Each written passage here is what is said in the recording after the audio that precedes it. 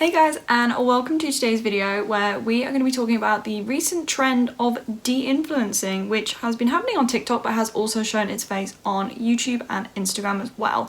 So before we get into it, make sure you are subscribed and notifications on, and don't forget to leave a like on this video if you do go on to enjoy it. Okay, so first and foremost, let's talk about what de-influencing actually is. So de-influencing is, as the name would suggest, supposedly the opposite of influencing. Where influencing is described as someone persuading you to do something, de-influencing is someone persuading you to not do something. And essentially this relates to purchases, so influencing someone is seen as influencing someone to buy something, and de-influencing is influencing someone to not buy something. And essentially the trend mainly consists of people talking about items that they have bought as a result of trends or things that they saw online which they did not like, did not think lived up to the hype, and would not recommend that their followers also buy. And de-influencing has suddenly blown up since the start of February, I'd say, with the de-influencing hashtag on TikTok having over 300 million views, and many of the videos within that hashtag having hundreds of thousands of views and likes. Supposedly it is a response and the kind of hit back at the trend of hauls and overconsumption, particularly on TikTok, that there's just a ton of videos, particularly haul videos from unsustainable companies like Shein and Pretty Little Thing, because they're so cheap that you can buy a lot of clothes from them, not spend that much money, and make a haul video. However, most of the de-influencing videos that you will actually see will be beauty products rather than particular fashion items. And whilst overconsumption of beauty products is definitely an issue on TikTok, with there being a new kind of must-buy product every week, from like rosemary oil to the KVD foundation, I do think beauty is less of a problem than fashion, but we're going to get into that later. So firstly, I want to address what I think is the elephant in the room that a lot of people are either not realising or are just ignoring, which is that de-influencing, the act of telling someone not to buy something, is just another trend that's going to go out of fashion in a month. Like, de-influencing is basically a reskin of the anti-haul trend, which was massive on YouTube between like 2016 to 2018, where people would list all the products that they were not going to be buying and the reasons why. And de-influencing is essentially the same thing, except people are talking about stuff that they have already bought rather than stuff that they are speculatively saying they're not going to buy. And a lot of viewers have been drawn to de-influencing videos because it feels like a kind of fresh perspective, like a creator who finally is not afraid to say that they didn't like a product that everyone's raving about. You know, people have actually been doing this for a long time, and if your favourite creator never gives a negative review to anything, you're following the wrong people. And I think de-influencing has likely become popular because the amount of sponsored content, particularly on TikTok, has massively increased in the past year or so, and often it's not that clear at first glance whether an influencer is being paid to say something or whether they are giving an authentic review.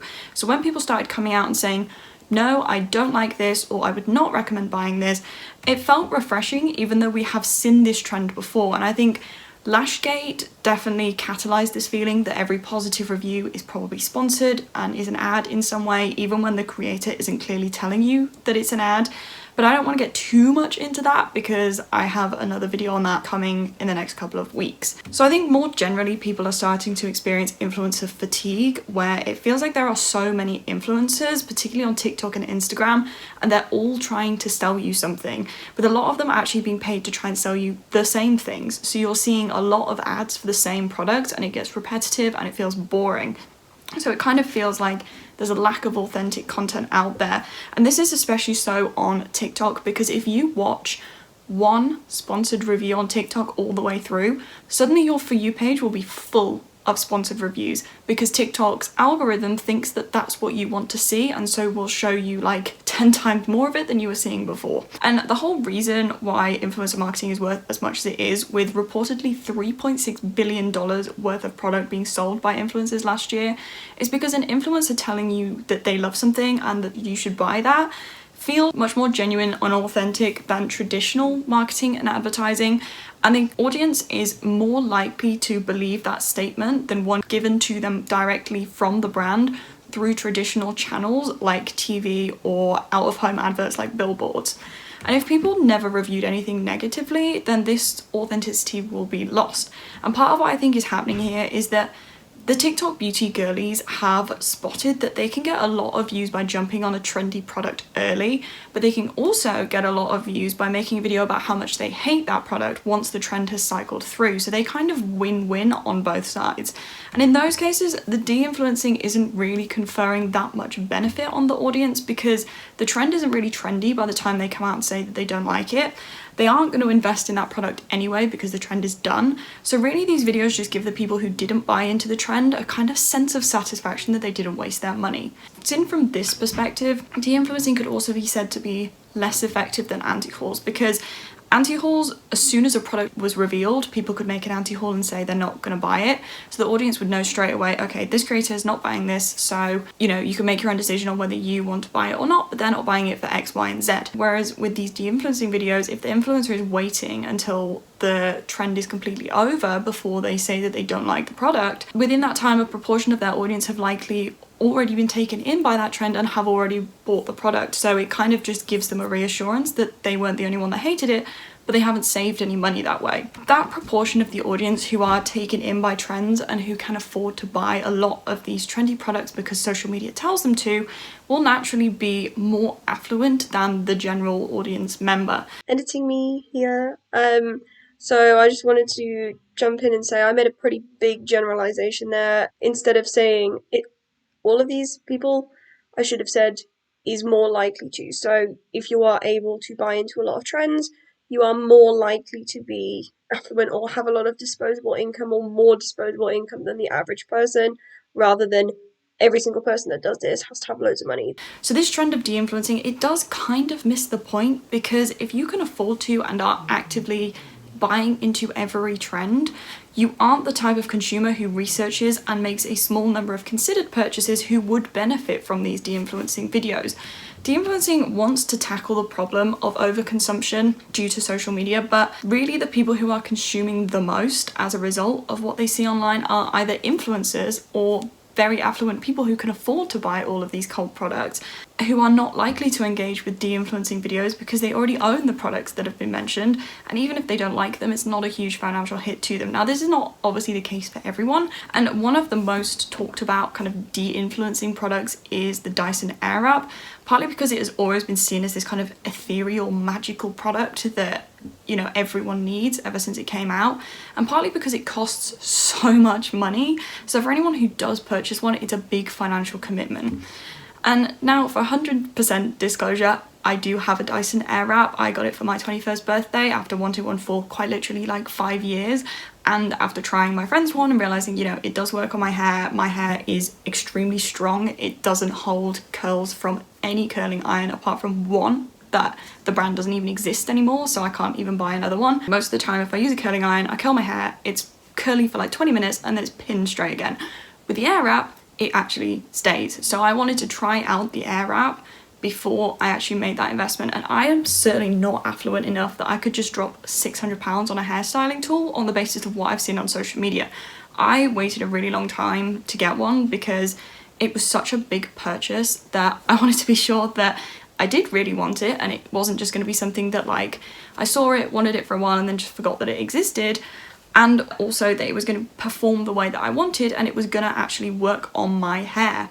And the people who can afford to buy an Airwrap purely based on what they've seen on social media, particularly during the 2021 like Airwrap trend, the Airwrap was everywhere, you could not escape it, they most likely have a lot of spare money lying around, and a lot more spare money lying around than I do. And therefore, even if it doesn't work for them, you know, it's certainly going to sting, but they're not going to go out of their way to return it and get their money back. And I hope this is making sense, but what I'm saying is that the people who are most likely to indulge in a lot of these kind of expensive cult products as a result of hauls or online trends are the least likely to benefit from these de-influencing videos, because the money that they wasted on those products makes less of a financial hit to them than those who take their time and do a lot of research before they drop the equivalent of $800 on a beauty tool, and then who are more likely to watch those de-influencing videos before purchasing because they haven't bought into something as soon as it becomes trendy. And where de-influencing is supposed to tackle overconsumption, that's where there's this kind of disjoint between the people who would benefit from it most being the people who are the least likely to actually watch and take in and learn from those videos because it's less financially risky to them to indulge in all of these trends. And that's not to say that only rich people are affected by trends. You know, parasocial relationships and the accessibility of cheap clothing and beauty items have made a lot more people vulnerable to impulse purchasing a product as a result of an influencer recommendation. And I'm not blaming those people for being persuaded by what they've seen online. I just wanted to point out that a lot of the products that are at the heart of the de-influencing trend, you know, the Air Wrap, the Mini Uggs, the AirPods Max, etc., they are expensive items that are less likely to be impulse purchased when you don't have a ton of disposable income. However, there is a section of the de-influencing trend which plays on this idea that people don't have the money to purchase these expensive items like the Air Wrap, which I personally just think completely misses the point. Like, people are trying to be helpful, but actually they are just completely destroying the whole purpose of this trend, which is reducing overconsumption as a result of influencer marketing. And these videos are the ones where someone says you don't need X product. Again, we'll use the Air Wrap as an example. So they'll say, you don't need this $800 Air Wrap because the $300 Shark or the $150 Revolution Beauty Wand do the same thing but better. And the influencer in this case is both influencing and de-influencing at the same time. They're telling you that you don't need the Air Wrap, not because you don't need to invest that much in a product when you likely already own a curling iron and a round brush if you're interested in getting that Dyson Air Wrap look, but instead because it's expensive and therefore you should buy one of these dupes instead, and you should just make a less expensive purchase to get the same thing. But in this case, the products are still over $100. They're still expensive things to buy. And this does nothing to combat overconsumption, because instead of listing all the reasons why you don't need to buy that hyped up product, so for example, it won't work for all hair types, it's bulky, it's not easily transportable, you need a mousse to make the curls last, etc. They're giving you an alternative to that product so that people who want an Air Wrap can still get a product that does the same thing but cheaper. And this is still encouraging people to make a purchase. It's just a different purchase than they would have otherwise made. And it's not de-influencing, it's providing people with dupe options, which is generally fine as long as it's not rip-offs. If you see someone saying, find the dupe of this designer item on Shein, that's a rip-off, because that's a designer who's worked really hard designing that product, having that design stolen, not being paid any money for it, and being reproduced at a lower quality. So if someone is telling you to buy dupes of things from Shein, don't buy them. However, if someone is saying this product achieves the same end result but the price is lower, but the designs are not the same, it is just what they do, that's not a total rip-off, that's just a dupe, and in my eyes, in most cases, that is okay. Personally, I think the true de-influencing videos are the ones where people say, you don't need this product, and then show you how to achieve the same result with things that you probably already have in your house. You know, people who do tutorials with round brushes and say, this is how you get the Air Wrap curls, and a round brush costs you what, £5 from the drugstore? So if you're looking to buy something to get that look, you can very easily achieve it with one of these cheap products that you likely already have. You know, most people, if they want heatless curls at home, they already have a dressing gown or a pair of leggings that they can use to achieve those kind of bouncy curls that everyone wants. And these are the videos that I think are the most helpful, because it's the age-old concept of show, don't tell. Don't just tell me that I don't need a Dyson, show me why I don't need a Dyson. Show me that I can get that same look without one. I do think that when it comes to the fashion community and fashion content, these types of videos that miss the point are just as bad as the haul videos where people buy a ton of stuff and try and convince you to buy those pieces, because low-cost fashion is a huge problem for the planet, and most of the dupes that they will be promoting will be from places like PLT, Shein, Amazon, etc., and will have been made by underpaid, exploited workers in horrible working conditions that the designer who made the original piece probably would not have subjected their workers to, hence why the original is so expensive. And these videos actually do the opposite of combating overconsumption, and instead encourage you to buy into a trend by offering you a low-cost way to do so. And, you know, instead of buying the Mini Uggs, buy this version from PLT. Instead of buying the Miu Miu micro mini skirt, buy this version from Shein. So it's actually encouraging people to make less considered buying choices, because it's much easier to impulse buy a skirt that costs £5 versus one that costs £500. And this is why I think beauty is less of a problem for overconsumption than fashion, because it's much easier to put someone off a beauty product by saying it doesn't work, or it doesn't work on oily skin, or it doesn't work on dry skin, or there was this side effect, or it smells bad, or like whatever. Whereas with fashion, it's a lot harder to educate someone in 30 seconds about why sustainability is so important and why they shouldn't be buying from places like PLT and Shein. So the message you can get across in a beauty 30-second de-influencing video is a lot stronger and a lot more to the point than what you can do in a 30-second fashion de-influencing video. Also, most of the hauls that we see on TikTok are fashion related. You know, the hashtag Shein haul has billions of views, and that's just one fast fashion brand. So these de-influencing videos are not going to tackle the kind of biggest issue of overconsumption, which is in fast fashion, because they can't address the problems with those pieces as easily as you can with a beauty product.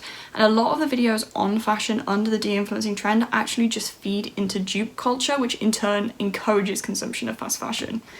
So with all that said, even though I don't personally think de-influencing is the big deal that it's been made out to be, I do quickly want to talk about why I think it's become such a big thing in such a short space of time, and that simply is that negativity sells. The internet has always rewarded negativity, whether it be pushing out controversial tweets because of the number of replies, or Facebook recommending more and more radical content if you start engaging with that type of content. You know, negativity has always been a big moneymaker online, and this is no different. Like, I can even use my own channel as an example. Most of my videos are criticizing something or listing off like all the terrible things that our brand has done, and whilst all of that information is widely available on the internet, putting it in a video and titling it something like "Everything Wrong with Fenty Beauty," you know, people are going to click on that because they're like, oh my god, someone's slating Fenty Beauty, like, I want to know what's going on.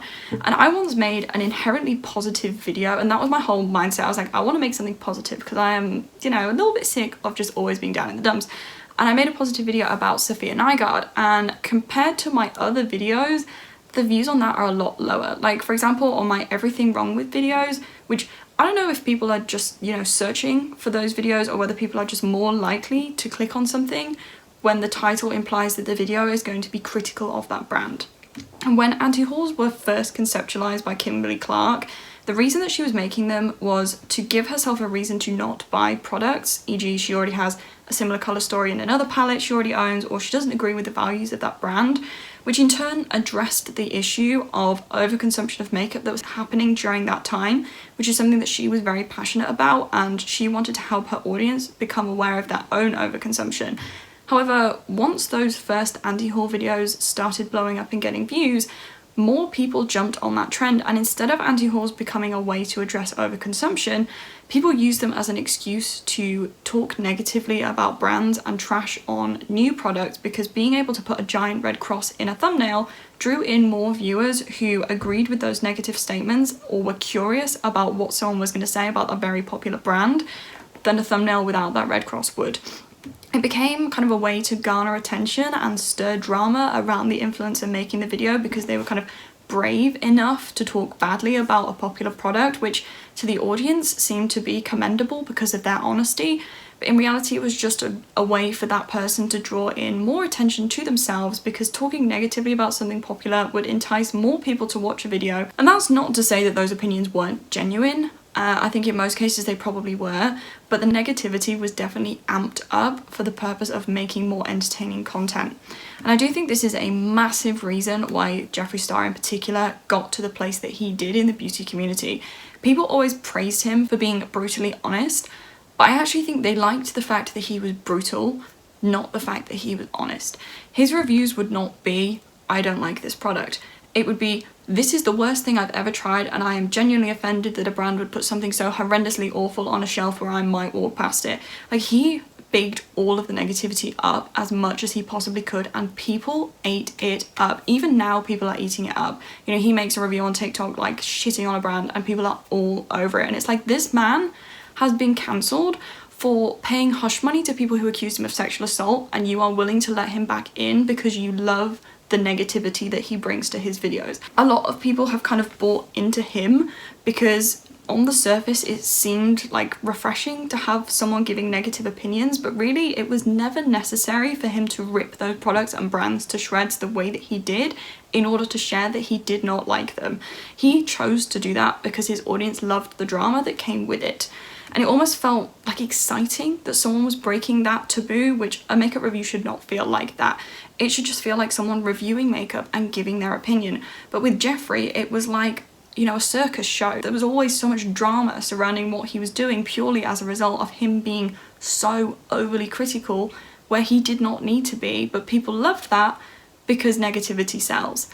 And he kind of was known for being like the voice of honesty in the beauty community, because you could rely on him to tear a brand to pieces if he did not like something. And in a lot of de-influencing style videos now, we're not seeing this kind of attitude, because people are very concerned with image and maintaining a good relationship with a brand, even when they're telling people not to buy a particular product. You know, they'll say, I don't like this, don't buy it, but then they'll also make sure to include in that statement how much they love the brand and their other products. You know, maybe they'll say, I don't like the eyeshadow, but I love the eyebrows, and then they'll go into like a 5-minute talk about that, because they don't want to shoot themselves in the foot by being too negative and putting brands off from working with them in the future. So it's this kind of juxtaposition where it's like negativity really sells, so people are wanting to buy in on that, but at the same time they don't want to make themselves unmarketable by being too negative and brands not wanting to work with them. Like, think about, when was the last time that you saw Jeffree Star do a sponsored video from a makeup brand? A lot more people nowadays are aspiring to be influencers than they were 5 years ago, particularly as TikTok has become as big as it is. You know, people see it as an accessible platform. People think it would be easy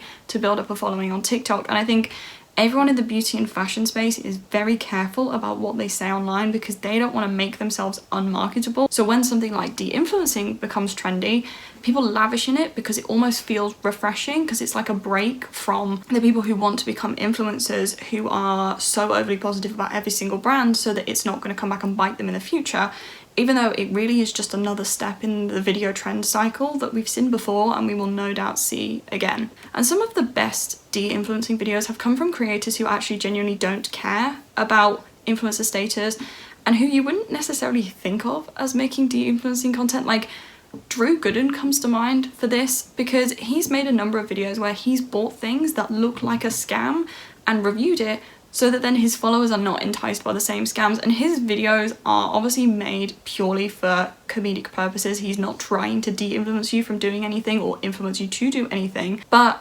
actually, because they are completely honest and he's not worried about brand relations, his audience will likely recognize a scam product faster as a result of watching them.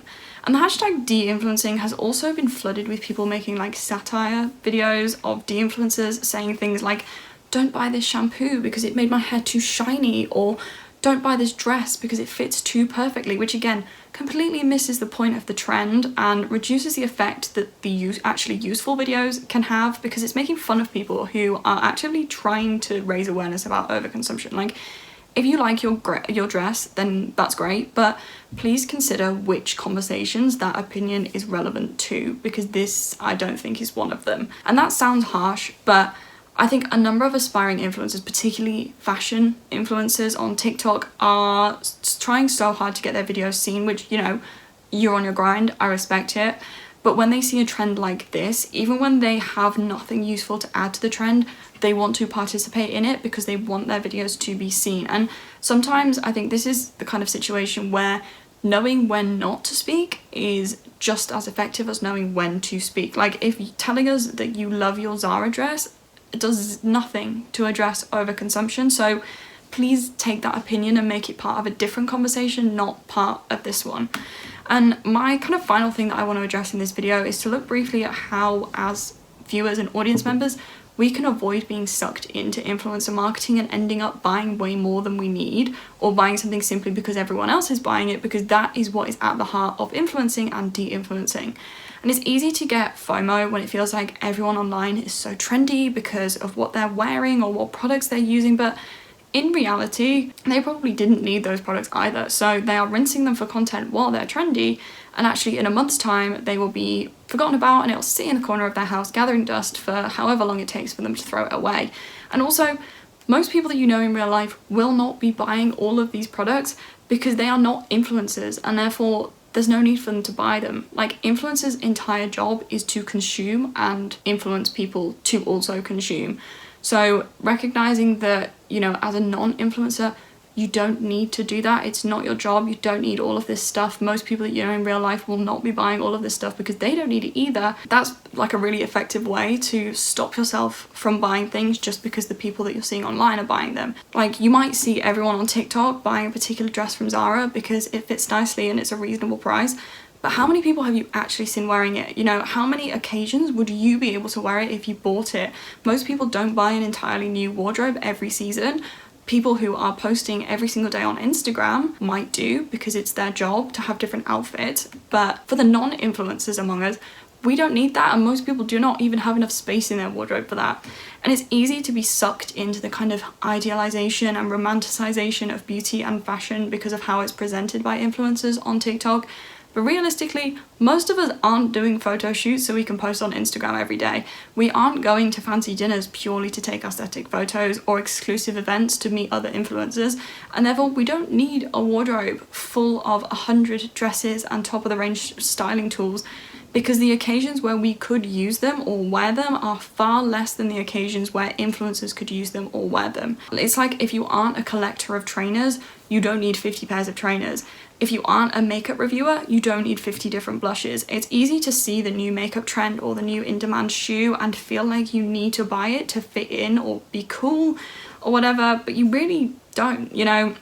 Your own personal style is what makes you cool, and having a strong sense of who you are, how you want to look, and how you want to present yourself is probably the easiest way to become immune to trends and fads that you see online, because you know what looks good on you and you know what will fit with the rest of your wardrobe and what you will want to wear for a long time.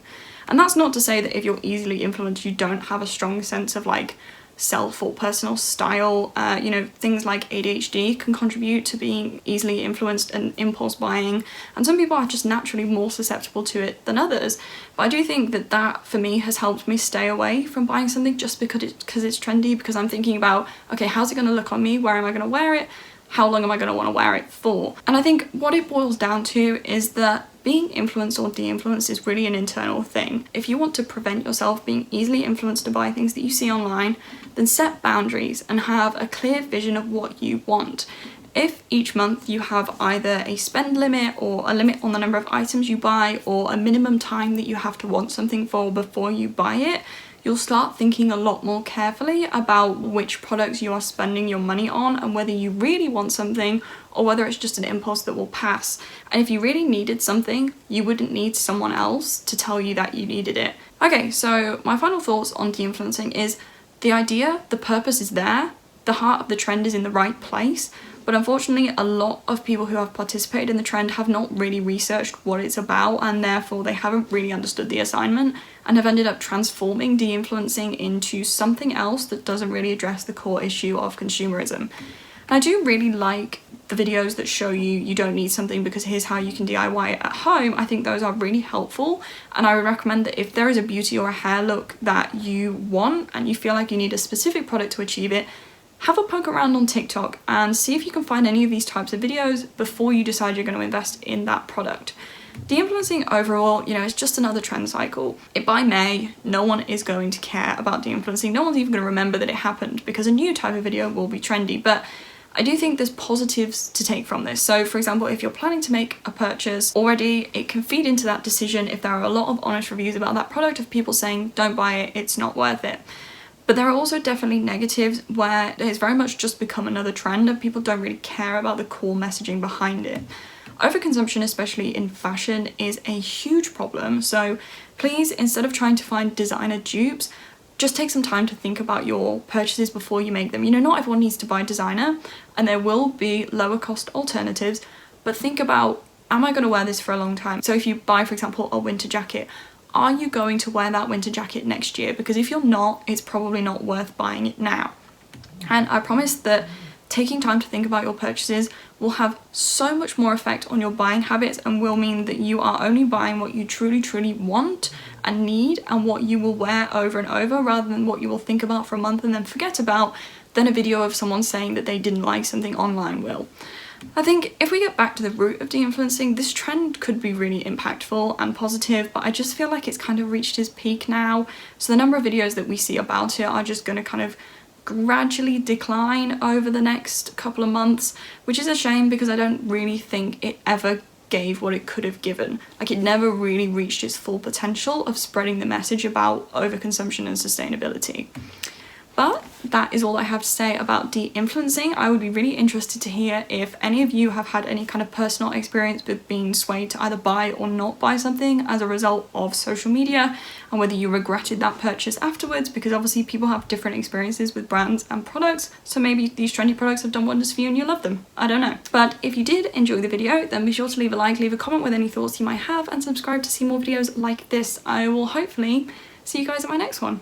Bye guys!